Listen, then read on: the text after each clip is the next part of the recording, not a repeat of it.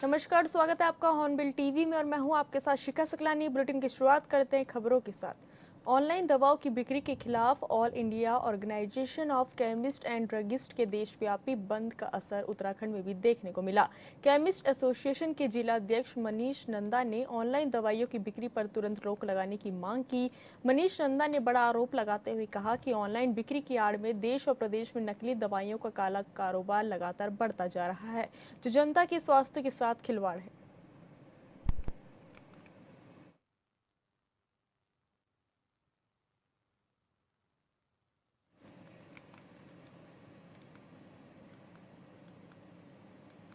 सिखों के पवित्र धाम हेमकुंड साहिब यात्रा का पहला जत्था 20 मई 2026 को ऋषिकेश स्थित गुरुद्वारा हेमकुंड साहिब से रवाना किया गया। इस अवसर पर दिल्ली के उपराज्यपाल सरदार तरनजीत सिंह संधू ने पंच परिवारों की अगुवाई में जत्थे को हरी झंडी दिखाकर रवाना किया। हालांकि इस अवसर पर उत्तराखंड के राज्यपाल लेफ्टिनेंट जनरल गुरमीत सिंह को भी शामिल होना था, लेकिन वो राज्य शोक की वजह से कार्यक्रम में उपस्थित नहीं हो सके। और गुरबाणी का कीर्तन श्रवण करो। थोड़ी देर बाद ठीक है जी। हाँ जी, हाँ जी मैडम कैमरे पे आएगी सबकी बातें। ऋषिकेश में यहाँ आने का सौभाग्य मिला और यहाँ पे दर्शन किए और हेमकुंड साहब की जो यात्रा 2026 की आरंभ हो रही है, उसके पहले यात्रियों को यहाँ रवाना करने का अवसर मिला। लेकिन सबसे पहले मैं आपके साथ मिलके खंडूरी साहब के पासिंग अवे का बहुत दुख प्रकट करता हूँ और आज हमारी अरदास में हमने उनको याद किया। दूसरा, आपने देखा कि यात्रियों में इतनी एक्साइटमेंट थी दुनिया भर से, और मेरे दिल्ली से भी यहाँ यात्री आए हुए हैं। बिंद्रा साहब और ट्रस्ट ने बहुत बढ़िया अरेंजमेंट किया हुआ है। मैं खुद 1975 में अपने पिताजी सरदार बिशन सिंह समुद्री के साथ यात्रा पे आया था और बहुत अच्छा लगा। सरोवर नगरी नैनीताल और उसके आसपास पर्यटकों का तांता लगा हुआ है। पर्यटकों की चहलकदमी से स्थानीय रोजगार करने वाले दुकानदारों के चेहरे भी खिलाए हुए नजर आ रहे हैं। पर्यटन स्थलों में भी पर्यटकों की आवाजाही बनी हुई है। जाम की समस्या से निपटने के लिए जगह जगह चौराहे पर पुलिस बल तैनात किया गया है। जानकारी के मुताबिक इस बार ज्यादा बारिश न होने से झील का पानी कम होते जा रहा है। साथ ही जल स्रोत में भी पानी कम हो गया है। अगर तराई और मैदानी क्षेत्रों की तरह सरोवर नगरी और उसके आसपास भीषण गर्मी पड़ती जाती है तो आने वाले समय में पानी की किल्लत हो सकती है।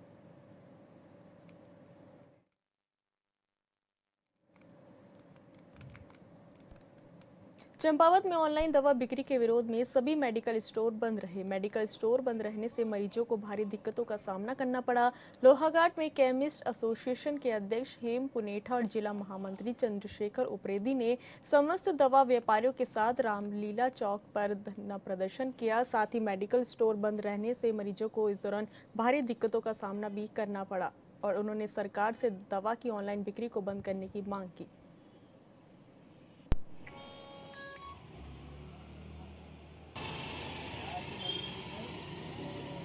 हमारा 20 मई को प्रस्तावित बंद है, ये सांख्यिकी रूप से किया गया है।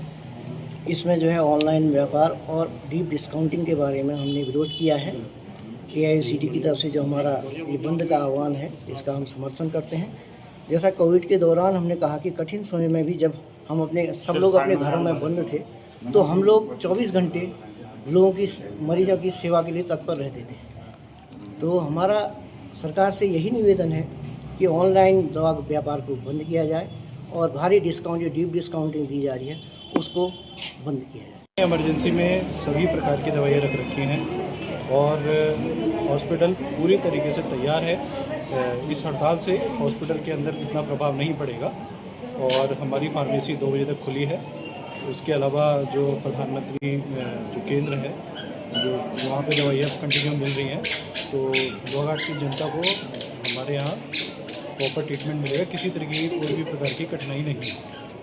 के माध्यम से पूर्व में भी सूचित किया गया था कि 20 मई को राष्ट्रव्यापी बंद हमारे OECD संगठन ने रखा है। इसका मुख्य विषय है आपका ऑनलाइन दवा बिक्री और दूसरा मल्टीनेशनल हाउसेज द्वारा भारी भरकम डिस्काउंट। इन दो विषयों को लेके हमारी सरकार से मांग है कि यह दो चीज़ें, एक ऑनलाइन और दूसरा कंपनियों द्वारा अनैतिक जो कंपटीशन किया जा रहा है उसको दूर किया जाए। हम आज 12,40,000 केमिस्ट पूरे हिंदुस्तान के एकजुट हैं। 12,40,000 केमिस्टों के साथ 5 करोड़ परिवार ऐसे जुड़े हुए हैं जिनका व्यवसाय साथ में लगा हुआ है।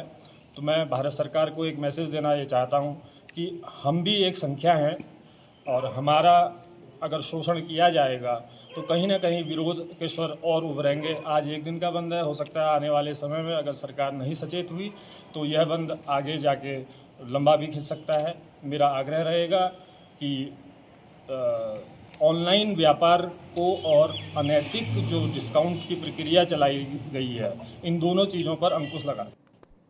नैनीताल जिले के रामगढ़, मुक्तेश्वर, नाथुआ खान, हरतोला समेत अन्य फलों के काश्तकारों ने आरोप लगाया कि उद्यान विभाग की ओर से दी गई दवा के छिड़काव के बावजूद फलों के पेड़ों में रोग आ गया है। ग्रामीणों की शिकायत करने के बावजूद कोई भी अधिकारी मौके पर नहीं आया। वहीं अधिकारियों ने कहा कि हाल ही में हुई बारिश और ओलावृष्टि की वजह से फसलों में फंगल संक्रमण तेजी से फैलता है और नुकसान होने की संभावनाएं बढ़ती है। देखना हमने इसमें एग्रीकल्चर विभाग, हॉर्टिकल्चर विभाग को अधिकारियों को सूचित कर दिया गया है। कोई भी अधिकारी अभी मौके पर नहीं आया है कि ये बीमारी को कैसे दूर करा जाए, क्योंकि ये साल भर की फसल है।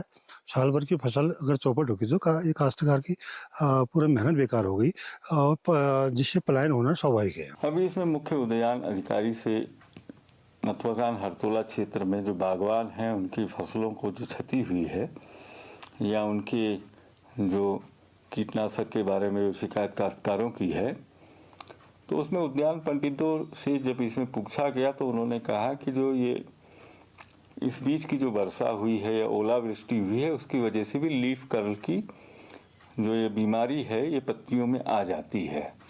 लेकिन फिर भी जो हमारे एग्रीकल्चर डिपार्टमेंट के पेस्टिसाइड एक्सपर्ट्स हैं उनसे इस कीटनाशक का परीक्षण करा के फिर इसमें जो आगे की कार्रवाई होगी वो की जाएगी। खटीमा क्रय विक्रय सहकारी समिति के चुनाव में कथित धांधली से दुखी नवनिर्वाचित संचालक मंडल सदस्य पूजा पांडे ने अपने पद से त्यागपत्र दे दिया। उन्होंने निर्वाचन अधिकारी पर नियमों के खिलाफ कार्य करते हुए सहयोगियों के नामांकन पत्र खारिज करने का आरोप लगाया। उन्होंने निर्वाचन अधिकारी को सौंपे गए त्यागपत्र में कहा कि चुनाव प्रक्रिया निष्पक्ष और पारदर्शी नहीं है।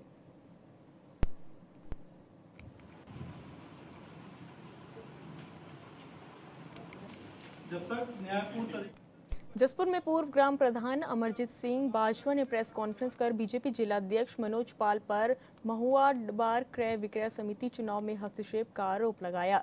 पूर्व प्रधान का कहना है कि उन्होंने संचालक पद के लिए अपनी पत्नी का नामांकन कराया था, लेकिन पहले पर्चा जमा करने में बाधाएं डाली गई और बाद में आपत्ति लगाकर नामांकन निरस्त करा दिया गया। उन्होंने आरोप लगाया कि चुनाव अधिकारी पर दबाव बनाया गया। अमरजीत सिंह ने कहा कि बीजेपी महिलाओं को आगे बढ़ाने की बात करती है, लेकिन उनकी पत्नी का पर्चा निरस्त कराया गया। उन्होंने ये भी आरोप लगाया कि बाद में मनोज पाल ने अपना नामांकन वापस लेकर दूसरे प्रत्याशी को निर्विरोध जिताने का रास्ता साफ किया। पूर्व प्रधान ने मामले की निष्पक्ष जांच और जिलाध्यक्ष को पद से हटाने की मांग की है।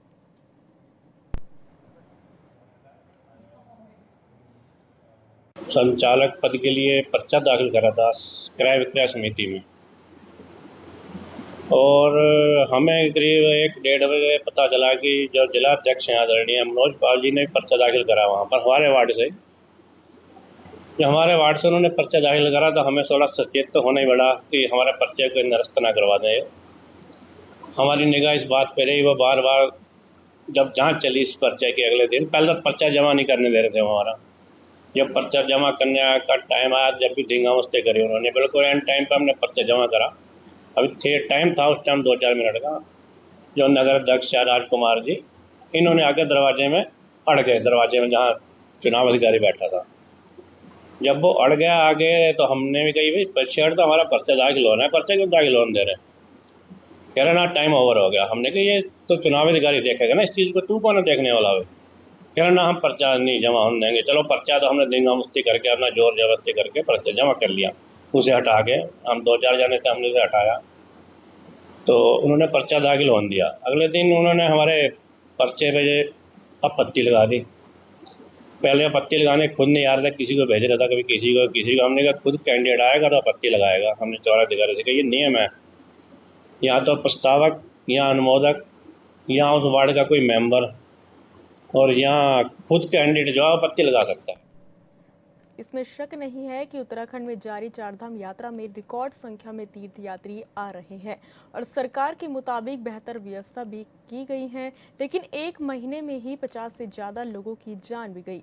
ज्यादातर मौतें दुर्घटनाओं के कारण नहीं बल्कि स्वास्थ्य संबंधी समस्याएं जैसे दिल का दौरा, ऊंचाई पर होने वाली बीमारी, उच्च रक्तचाप और खराब मौसम के संपर्क में आने के कारण हुई है।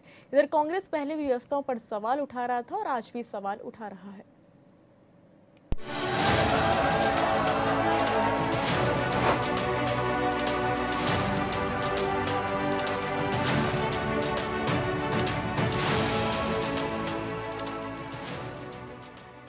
उत्तराखंड में चारधाम यात्रा पूरे शबाब पर है। सरकार दावा कर रही है कि इस बार यात्रा के लिए पहले से कहीं बेहतर इंतजाम किए गए हैं। श्रद्धालुओं की सुरक्षा से लेकर ट्रैफिक मैनेजमेंट और स्वास्थ्य सुविधाओं तक हर स्तर पर तैयारी का दावा किया जा रहा है। अनुमान है कि इस साल 80 लाख से ज्यादा श्रद्धालु चारधाम पहुंच सकते हैं, लेकिन दूसरी तरफ विपक्ष लगातार व्यवस्थाओं पर सवाल उठा रहा है। आरोप है कि जमीनी हकीकत सरकारी दावों से अलग है। देखिए, यात्रा भी चलेगी, चीजें अनुकूल, इन समस्याओं के समाधान के साथ रास्ते निकाले भी जाएंगे और प्रदेश के मुख्यमंत्री जी ने सब प्रकार से चीजों को संभाला हुआ है। मैं कह सकता हूँ यात्रा इस बार अभूतपूर्व यात्रा रहने वाली है। बद्रीनाथ, केदारनाथ, गंगोत्री और यमुनोत्री आस्था के इन चार धामों में श्रद्धालुओं की भारी भीड़ उमड़ रही है। पहाड़ों पर लंबी कतारें हैं, रास्तों पर वाहनों का दबाव बढ़ा हुआ है। प्रशासन का कहना है कि यात्रा को सुगम बनाने के लिए अतिरिक्त पुलिस बल, मेडिकल टीमें और हेल्प सेंटर तैनात किए गए हैं। सरकार का दावा है कि इस बार डिजिटल रजिस्ट्रेशन, ट्रैफिक कंट्रोल और आपदा प्रबंधन पर खासा फोकस किया गया है ताकि यात्रियों को कम से कम परेशानी हो। पिछले 50 लाख से ज्यादा यात्री आए थे। इस बार निश्चित रूप से हमको लगता है कि 80 लाख से ज्यादा यात्री आएंगे। अकेले अभी तक 6 लाख से ज्यादा यात्री चारधाम में आ चुके हैं। एक बहुत अच्छा माहौल यात्रा का बना हुआ है। सरकार की अपनी बातें हैं तो विपक्ष सरकार के दावों पर सवाल खड़े कर रहा है। विपक्ष का आरोप है कि यात्रा मार्गों पर कई जगह अव्यवस्थाएं देखने को मिल रही हैं। विपक्ष पहले भी ये कह रहा था कि पार्किंग, ठहरने की व्यवस्था और स्वास्थ्य सुविधाएं पर्याप्त नहीं है। आज भी सवाल उठ रहा है। विपक्ष का कहना है कि श्रद्धालुओं की संख्या लगातार बढ़ रही है, लेकिन उसी हिसाब से बुनियादी सुविधाएं मजबूत नहीं है। हम दर्शन करने आए थे, हर साल आते हैं, तो इस साल भी आए हैं। ओपनिंग पे बहुत अच्छे दर्शन हुए। आप देख सकते हो यहाँ की जो व्यवस्था है प्रशासन की तरफ से बहुत अच्छी है। मतलब किसी भी प्रकार की नहीं, कोई भी दिक्कत नहीं है। अगर आपको दर्शन करने हैं तो आपको लाइन में लगना पड़ेगा। कोई वीआईपी कल्चर नहीं है इसमें। कोई वीआईपी भी है उनको तो भी लाइन में ही आना पड़ेगा। सुबह से आप देख सकते हो यहाँ पे सारे साइड में रस्सियां लगी हुई है, किसी को अंदर एंट्री नहीं है। अगर आपको दर्शन करने हैं तो लाइन में ही आना पड़ेगा। मैंने पैदल यात्रा करी थी, कल सुबह स्टार्ट करी थी गौरी कुंड से। दर्शन बहुत अच्छे से कल भी हुए, आज भी भगवान जी की कृपा से बहुत अच्छे दर्शन हो गए मुझे। अब हम लोग वापस जा रहे हैं। पानी वगैरह सब बहुत अच्छे से आ रहा है। खाने पीने की जैसे न्यूज में दिखा रहे हैं और जगह दिखा रहे हैं कि प्रॉब्लम है, ऐसी कोई प्रॉब्लम नहीं है। पानी, खाना पीना सब कुछ मिल रहा है। मेरा नाम निशा गेतोड़ी है एंड यहाँ का एक्सपीरियंस बहुत अच्छा था। ट्रैक करते टाइम भी जगह जगह मतलब आफ्टर एवरी 500 मीटर और 1 किलोमीटर एक वॉशरूम अवेलेबल था, तो सर्विसेज सही थी, पानी भी था एंड ऊपर आके दर्शन भी सही से हो गए अच्छे से, तो सब सही से हो रहा है यहाँ पे। सरकार की तरफ से यहाँ पे व्यवस्था ठीक है। हिमालय में थोड़ा कष्ट होता ही है क्योंकि ये हिमालय है। हिमालय में हिम का धाम, यहाँ बर्फीला क्षेत्र है, तो यात्रा तभी सफल होती है जब यात्री जो है कष्ट करेगा, तभी उसकी यात्रा सफल होगी। और ये हिमालय, इस हिमालय में व्यवस्था जुटाना बहुत बड़ा काम है, बहुत बड़ा सरकार का बहुत बड़ा कर्तव्य है, जो इस हिमालय में इतने लोगों की आने जाने की व्यवस्था कर रही है, सारी खाने पीने की व्यवस्था कर रही है, रहने की व्यवस्था कर रही है, आने जाने की व्यवस्था कर रही है। तो ये सरकार के लिए बहुत बड़ा पुण्य का काम है।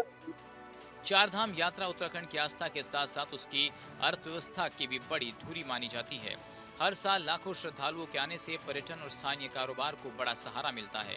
यही वजह है कि सरकार इस यात्रा को सफल बनाने में पूरी ताकत झोंकने का दावा कर रही है।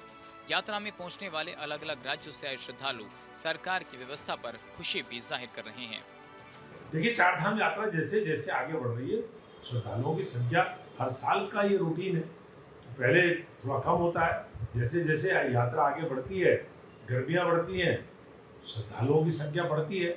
इसमें बहुत ज़्यादा अपनी पीठ थपथपाने की आवश्यकता नहीं है। सरकार को हमेशा संवेदनशील रहना चाहिए, व्यवस्थाएं दुरुस्त रहें, यात्री उनको किसी प्रकार का कष्ट ना हो, रहने की, भोजन की, सड़कों की, दर्शन की, सबसे महत्वपूर्ण दर्शन, ये सब व्यवस्थाएं चाक चौबंद रहनी चाहिए। जो यात्रा रूट के शहर हैं उनकी भार वहन क्षमता वो किसी प्रकार से ऐसी एक्सीड न हो जिससे किसी प्रकार की अफरा तफरी हो, यात्रियों को कोई कष्ट हो, ये सरकार को देखना चाहिए। और मैं बहुत शुभकामनाएं देता हूँ।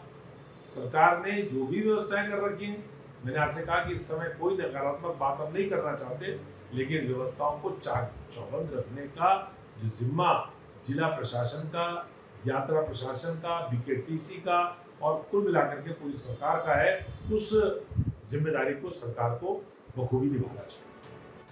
चार धाम यात्रा जारी है, लेकिन चुनौती भी कम नहीं है। मौसम, पहाड़ी रास्ते और बढ़ती भीड़ प्रशासन की तैयारियों की लगातार परीक्षा ले रहे हैं। अब देखना होगा कि रिकॉर्ड संख्या में पहुंचने वाले श्रद्धालुओं के बीच सरकार अपने दावों पर कितना खरा उतरती है। चार धाम यात्रा में श्रद्धालुओं का उत्साह चरम पर है। सरकार व्यवस्थाओं को लेकर आश्वस्त नजर आ रही है, लेकिन विपक्ष के सवाल भी लगातार बने हुए हैं। Bureau report, hornbill TV.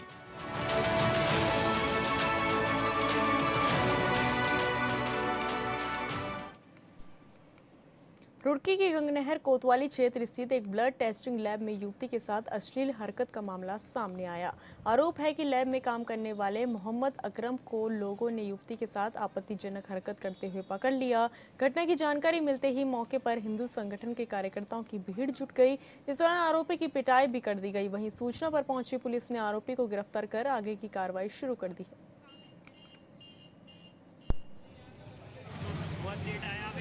देखिए, एक पीड़िता ने ये कंप्लेन करी कि उसका जानने वाला है, मित्र है, वो उसको किसी बहाने वहाँ लेके गया और उसने उसके साथ छेड़खानी मोलेस्टेशन किया। उसमें हमने FIR पंजीकृत कर ली है। अभियुक्त को हमने अरेस्ट कर लिया था, डिटेन कर लिया था। बाकी इन्वेस्टिगेशन आगे चल रही है। दोनों बालिग हैं और जो कंप्लेन के तथ्य इंग्रेडिएंट हैं उसके हिसाब से आगे लीगल कार्रवाई चल रही है। सर, जिस तरह से लोगों ने हंगामा काटा था, कह रहे दोनों ऐसे हंगामा वाली कुछ लोग ऐसा, हाँ, कुछ आक्रोश था, लेकिन दो थाने में आकर के चूँकि लीगल कार्रवाई सब हो चुकी है तो उसके हिसाब से आगे सारी चीज़ें डिस्पोज हो गई।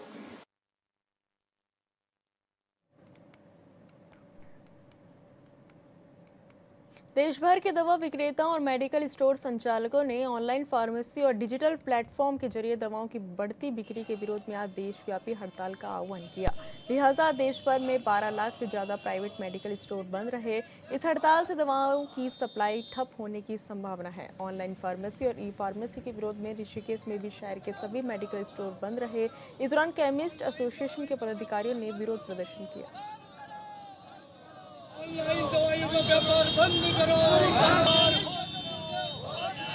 जैसा कि आप सबको विदित है, पूर्व में इसकी घोषणा की जा चुकी है। केंद्र सरकार द्वारा हमारे बार बार आग्रह करने के उपरांत भी जो ऑनलाइन दवा व्यवसाय है इसको बंद नहीं करवा पा रही है, जिसके कारण आज हमारे लगभग 12.5 लाख जो दवा विक्रेता हैं परोक्ष रूप से एवं अगर उनके परिवारों को भी जोड़ दिया जाए अपरोक्ष रूप में लगभग 5 करोड़ से अधिक जो परिवार है आज बेरोजगारी, भूखमरी के संकट में आ जाएंगे।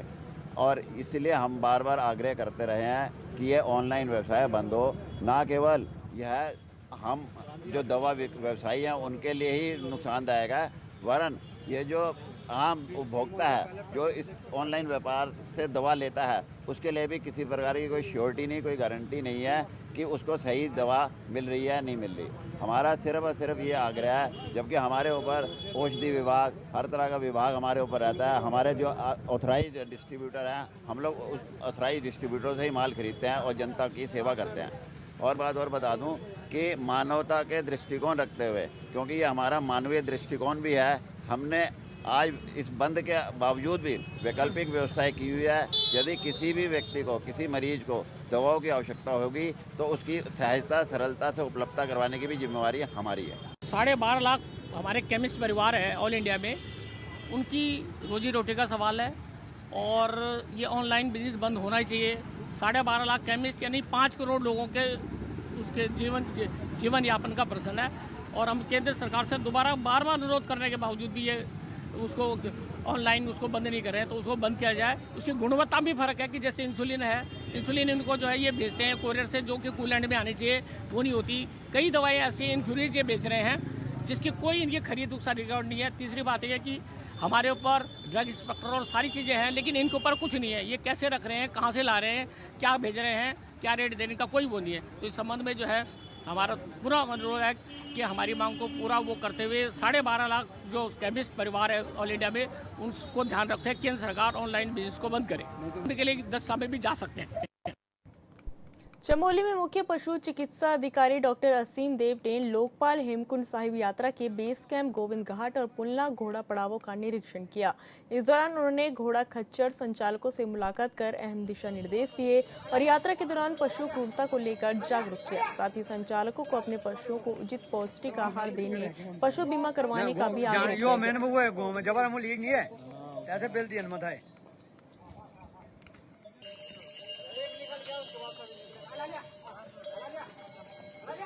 कांग्रेस प्रदेश अध्यक्ष गणेश गोदियाल ने बीजेपी पर बड़ा हमला बोला है। उन्होंने बीजेपी पर आरोप लगाते हुए कहा कि धामी सरकार ने विधायकों को राज्यसभा सांसद अनिल बलूनी के खिलाफ भड़काने का काम किया।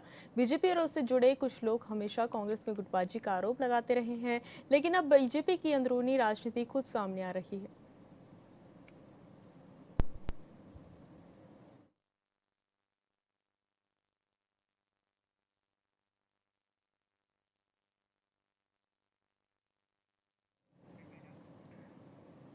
फिलहाल इस बुलेटिन में इतना ही। आप देखते रहिए हॉर्नबिल टीवी। नमस्कार।